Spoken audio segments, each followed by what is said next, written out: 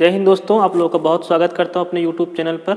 जैसा कि आप सभी लोगों को पता है, DF के फिजिकल कंप्लीट हो चुके हैं और इसका जो मेरिट लिस्ट आने की संभावना है मार्च के फर्स्ट वीक या सेकंड वीक में आने की संभावना है। क्योंकि पिछले बार जब 20 फरवरी को मेरिट लिस्ट के लिए कहा गया था तो फिजिकल खत्म होने के बाद लगभग 15 दिनों का ही गैप लिया गया था। तो 15-20 दिनों के गैप में मार्च के फर्स्ट सेकंड वीक में आने की संभावना है।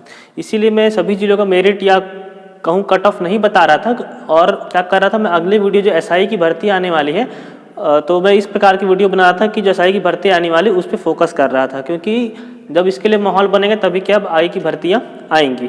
लेकिन कमेंट बॉक्स में इतना डिटेल में कमेंट किया गया है दो जिलों के बारे में, खासकर बलरामपुर और धमतरी के बारे में, तो मुझे लगा इस संबंध में एक वीडियो मुझे बनाना चाहिए। तो आज के इस वीडियो में आप लोगों को बताऊंगा बलरामपुर जिले का लगभग अनुमानित कट ऑफ कितना जा सकता है और धमतरी जिले का भी क्या अनुमानित कट ऑफ कितना जा सकता है।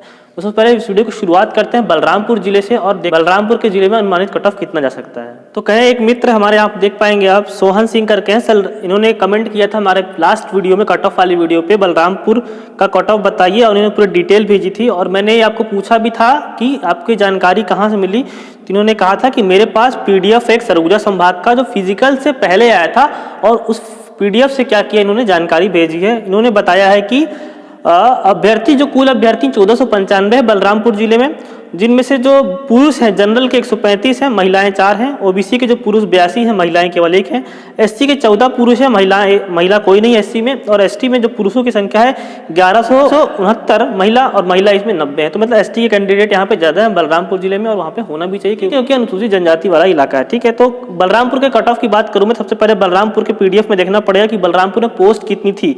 ठीक है, और उसमें महिला का आरक्षण को भी हम लोग साथ में लेके चलना पड़ेगा, क्योंकि महिलाओं के बारे में भी क्या है इन्होंने पूरी डिटेल भेजी हुई है। ठीक है, तो देखिए आप बलरामपुर के यहाँ पे देखिए, बलरामपुर आपको डिस्प्ले होगा यहाँ पे। बलरामपुर के जिले में यहाँ पे अनारक्षित की 27 पोस्ट है, अनुसूचित जाति की 4 पोस्ट है, 46 अनुसूचित जनजाति की पोस्ट है और 6 जो है वो गैर क्रीमी लेयर की पोस्ट है। ठीक है, और टोटल यहाँ पे 83 पोस्ट है बलरामपुर जिले में। ठीक है, लेकिन जब आरक्षण का प्रावधान देखेंगे महिलाओं के लिए, खास करके बात करूं, महिलाओं के लिए यहाँ पे अलग से आरक्षण नहीं दिया गया था, लेकिन अलग से नीचे में लिखा गया है कि जिला जशपुर, कोरिया, सरगुजा, बलरामपुर, धमतरी, महासमुंद में 20% एवं शेष जिलों में 30% का आरक्षण महिलाओं को दिया जाएगा। तो मतलब बलरामपुर का जो जिला है वो महिलाओं के लिए 20% वहाँ की सीटें क्या होंगी, आरक्षित होंगी। तो टोटल यहाँ पे सीट की बात करूँ तो 83 सीट है यहाँ पे बलरामपुर जिले में। तो 83 का अगर आप 20% देखेंगे तो 16.6 लगभग 17 जो पोस्ट है, 17 पोस्ट जो है वहाँ पे महिलाओं के लिए आरक्षित रहेगी। ठीक है, पहली बात तो ये आपको देखना पड़ेगा। अब देखिए हम लोग SC कैटेगरी से शुरुआत करते हैं। यहाँ पे अनुसूचित जाति मतलब SC की 4 पोस्ट दी गई है और इन्होंने बताया है कि SC में जो कुल अभ्यर्थी हैं, तो देखिए यहाँ पे उन्होंने बताया है SC में 14 पुरुष हैं और महिलाओं की संख्या कोई नहीं है। ठीक है, और यहाँ पे SC की पोस्ट कितनी है, SC की केवल 4 ही पोस्ट यहाँ पे बलरामपुर जिले में है। तो 14 अभ्यर्थी हैं, 4 ही पोस्ट है, तब 4-5 पोस्ट होती तो कट ऑफ निकालना बहुत मुश्किल होता है, क्योंकि जो टॉप कर जाएगा उसे यहाँ पोस्ट मिल जाएगी। तो 14 जो पुरुष है, जो टॉप 4 होंगे, टॉप 4 वहाँ पे SC कैटेगरी जाएंगे, और बाकी अगर किसी भी अभ्यर्थी के ज़्यादा नंबर आता है तो वो जनरल या अनारक्षित की जो सीटें हैं वहाँ पे जाके पोस्ट ले सकता है। तो SC कैटेगरी में हो सकता है टॉपर का जो हो नंबर 155 हो, 60 हो, कितना भी हो सकता है। इसके बारे में कोई अब डिटेल नहीं मिल सकती हम लोग को, क्योंकि हमको पता नहीं किसने टॉप किया है। लेकिन मुझे ऐसा लगता है कि बलरामपुर जिले में 55 से 65 के बीच में रिटर्न में मार्क्स आ रहे हैं, जैसा आप लोग कमेंट कर रहे हैं, और फिजिकल में भी वहाँ पे अच्छे मार्क्स आए हैं, 65 से 75 के बीच में फिजिकल के भी मार्क्स हैं। तो SC कैटेगरी में 4 पोस्ट है, तो टॉप 4 के होंगे। मेरे को लग रहा है कि वहाँ पे 135 के ऊपर अगर किसी के नंबर आते हैं SC कैटेगरी में तो यहाँ से पोस्ट वो ले सकते हैं, और अगर इतने ही नंबर हैं तो वो अनारक्षित की सीट में जा सकते हैं। लेकिन 3, 4 या जो 5 पोस्ट होती हैं तो कट ऑफ निकालना थोड़ा सा मुश्किल हो जाता है। दूसरी हम लोग बात करें, SC कैटेगरी में कोई महिला नहीं थी तो हो सकता है यहाँ पे महिलाओं को आरक्षण ना दिया जाए। दूसरी अगर मैं बात करूँ ST कैटेगरी में, तो बलरामपुर में आप जिलेंगे तो ST की 46 सीटें हैं। ठीक है, 46 सीटें ST की हैं और 20% के हिसाब से देखूं तो लगभग 9 सीटें यहाँ महिलाओं के लिए आरक्षित रहेंगी इस 46 में से। ठीक है, 9 सीटें क्या होंगी महिलाओं के लिए आरक्षित रहेंगी, ST महिलाओं के लिए। तो 46 सीटों में ST की जो पुरुषों की संख्या पे देखिए यहाँ पे साफ साफ लिखे हैं 1169 पुरुष हैं और महिला 90 हैं। ठीक है, तो लगभग 9 पोस्ट है महिलाओं के लिए यहाँ पे ST में, जिसमें 90 कैंडिडेट इन्होंने महिलाओं के बताया है। तो हर 10वें महिला को यहाँ पे ST की सीट मिलेगी। तो महिलाओं के लिए भी लगभग अगर 130 के आसपास आपके नंबर आते हैं तो आपको यहाँ से बिल्कुल पोस्ट मिल सकती है एसटी कैटेगरी से, या फिर थोड़े से अगर कम भी हो तो 120 130 के बीच में होता है तो यहाँ से पोस्ट मिलती है। लेकिन पुरुषों में एसटी कैटेगरी में यहाँ पे काफ़ी अच्छी कंपटीशन होने वाली है। लगभग 1150 के आसपास पुरुष कैंडिडेट हैं, और अगर 46 में से जो 46 पोस्ट थी उसमें से 9 पोस्ट महिलाओं की आप निकाल देंगे तो आपको लगभग जो 37 के आसपास पोस्ट है पुरुषों की रहेगी, उसमें 1150 लोग आने वाले हैं। तो यहाँ पे एसटी का कट ऑफ जो है थोड़ा सा हाई जा सकता है, मुझे ऐसा लग रहा है पोस्ट और कैंडिडेट्स को देख करके। तो लगभग यहाँ पे कितना जा सकता है, तो देखिए यहाँ पे मेरे को ऐसा लग रहा है कि 60 से 65 के बीच में रिटर्न में मार्क्स आ रहे हैं सबको, और मिनिमम 50 तो क्वालिफाइंग है। तो 65 से 70 के या 65 से 75 के बीच में क्या है, फिजिकल के भी मार्क्स है। तो 65 और 60 को मैं अगर मिला दूँ तो 130 के अगर ऊपर जा रहे हैं आप, 125 तो होता ही है 65 और 60 को मिलाने पर, लेकिन अगर आप 130 के ऊपर जा रहे हैं तो एसटी में यहाँ पे आपको 130 तक कट ऑफ बलरामपुर जिले से एसटी कैटेगरी में भी हो सकता है ये 5-10 नंबर आगे पीछे हो सकते हैं, 25 भी हो सकता है, ठीक है। और अब अगर बात करूँ मैं जनरल की लास्ट में, तो यहाँ पे 27 पोस्ट हैं, और जनरल में भी महिलाओं के लिए यहाँ पे 20% सीट आरक्षित होंगी। तो लगभग 5 पोस्ट यहाँ पे क्या है, महिलाओं के लिए आरक्षित है, अनरिजर्व, ठीक है। जनरल मैं कह देता हूँ बोलचाल की भाषा में, लेकिन वो अनरिजर्व है, किसी के लिए भी रिजर्व नहीं है। कोई अच्छा कैंडिडेट है अदर कैटेगरी से, वो अच्छा फाइट करता है तो वो अनरिजर्व की सीटें ले जा सकता है। तो 27 में से अगर मैं महिलाओं के लिए यहाँ से 5 पोस्ट निकाल दूँ 20% के हिसाब से, हालांकि 20% 5.4 पोस्ट होता है, तो 5 पोस्ट ही मैं निकाल देता हूँ, तो बचेंगे आपकी लगभग 22 पोस्ट, है ना। तो 22 पोस्ट में यहाँ पे देखिए पुरुष अभ्यर्थी कितने हैं। पुरुष अभ्यर्थी यहाँ पे जनरल में इन्होंने बताया है कि 135 है, प्लस अदर कैटेगरी के भी यहाँ पे निश्चित रूप से आ सकते हैं। तो इसका भी कट ऑफ 140 के आसपास या 135 के आसपास जा सकता है, क्योंकि देखिए 135 कैंडिडेट हैं और पोस्ट कितनी है, 22 पोस्ट है। तो अगर देखा जाए तो लगभग 6 के आसपास देखा जाए या 7 पोस्ट के आसपास देखा जाए तो आपको यहाँ से पोस्ट मिलेगी। हर 7वें व्यक्ति को हराना पड़ेगा, तब आप जाके लगभग आपको 1 पोस्ट मिल सकती है। तो कट ऑफ इसका जो है अलग अलग कैटेगरी में अलग अलग बन सकता है। 135 के ऊपर अगर किसी भी कैटेगरी में आपके नंबर आते हैं 135 के ऊपर, तो वो एक अच्छे नंबर हो सकते हैं। तो ये कट ऑफ निकालने में बहुत सारी चीज़ों को ध्यान रखता है। इन्होंने जो जानकारी दी है, ये PDF की जानकारी दी है, और हो सकता है पहुंचने में कुछ लोग एब्सेंट रह गए हों या क्वालिफाइंग ही ना कर पा रहे हों 50-60 वाले क्राइटेरिया में, ठीक है, या तो एब्सेंट भी हो सकते हैं।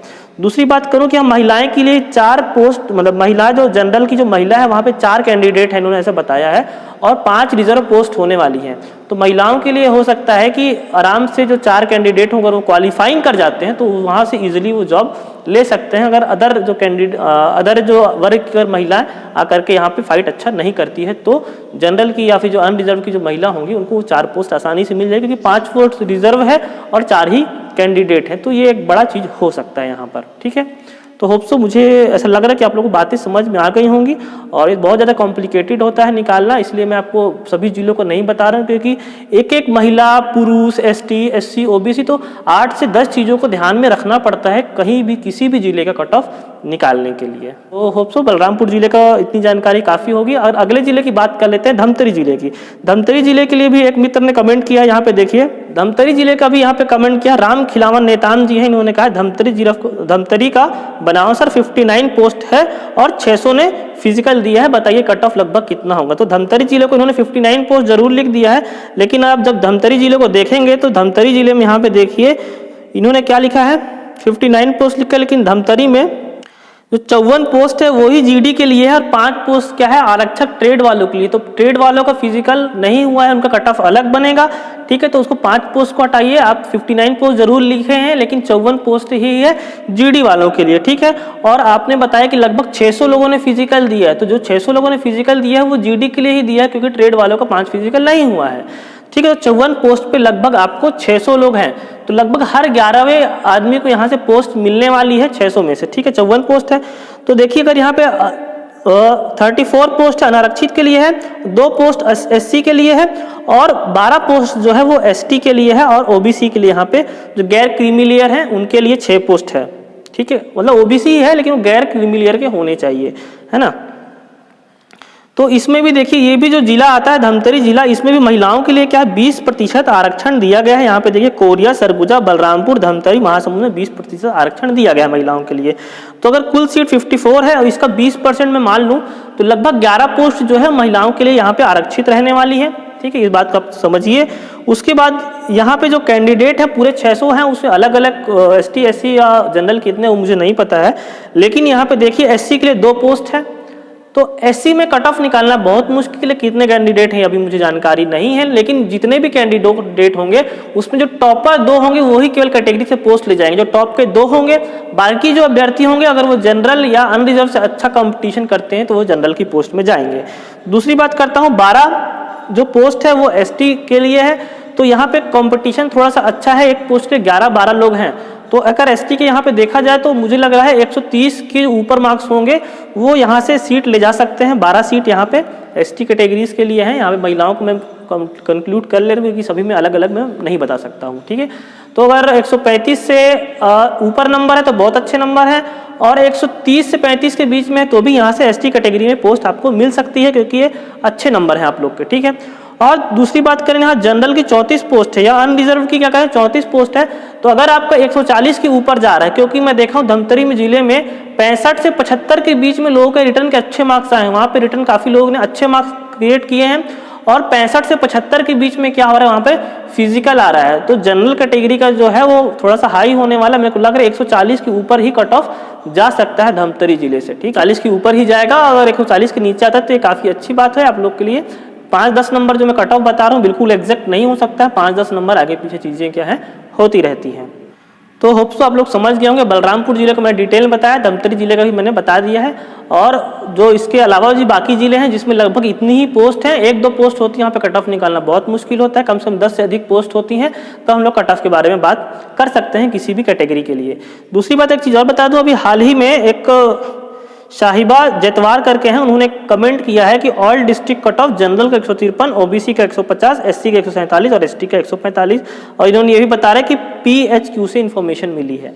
देखिए जो इतने एग्जैक्ट मार्क्स हैं वो किसी एक जिले के लिए जरूर निश्चित रूप से सही हो सकता है, कि किस जिले का वो इन्होंने कमेंट करके नहीं बताया है, तो ये किसी एक जिले के निश्चित रूप सही हो सकता है, लेकिन सभी संभाग का देखें 5 रेंज है, 5 के लिए सही नहीं हो सकता है, क्योंकि जो बस्तर संभाग और सरगुजा संभाग है वहाँ के मूल निवासी उस जिले में डाल रहे हैं, तो ये थोड़ा सा ज़्यादा कट ऑफ लग रहा है मुझे। बाकी अगर ये मैदानी एरिया की बात करें, रायपुर संभाग और दुर्ग संभाग और बिलासपुर संभाग, तो वहाँ के लिए ये कुछ हद तक ये सही हो सकता है, ठीक है। तो ये सब बातें हैं, ये सब अनुमानित होता है, इसके लिए आपको कम है या ज़्यादा है डरने की बिल्कुल भी जरूरत नहीं है। ये किस प्रकार से अनुमान होता है, तो आप लोग क्या कीजिए, इसको आप यहीं पे दिमाग से इसको स्थिर रखिए आप लोग, और अपने अगले एग्जाम की तैयारी कीजिए। चाहे आप लोग का अगला एग्जाम SI का हो, कुछ लोग फॉर्म डाले होंगे उसकी तैयारी में लगिए, उसके लिए भी मैं कोशिश कर रहा हूँ कि आपको बुक्स बताऊँ, नोट्स प्रोवाइड करवाऊँ और क्लासेस भी लगवाऊँ। दूसरा एग्जाम हो सकता है रेलवे में ग्रुप D का जो एग्जाम हो सकता है वो अप्रैल से स्टार्ट होने वाला है, क्योंकि अभी NTPC एग्जाम चल रहे हैं, इसके बाद ग्रुप D के एग्जाम आएंगे, तो उसके लिए भी आप लोग कॉन्सेंट्रेट कर सकते हैं। और भी अदर एग्जाम, जेल प्रहरी का सुनने में आ रहा है कि जेल प्रहरी का भी एग्जाम हो सकता है, तो ये सब जो आने वाली पोस्ट है उसके ऊपर ध्यान दीजिए। कट ऑफ हमेशा अनुमानित होता है, इसके ऊपर ज़्यादा विचार करने की जरूरत नहीं है, और मार्च के 1-2 वीक में आपका जो मेरिट लिस्ट है वो भी आने की संभावना है। तो आज के इस वीडियो में इतना ही, मिलते हैं अगले वीडियो में। धन्यवाद, जय हिंद।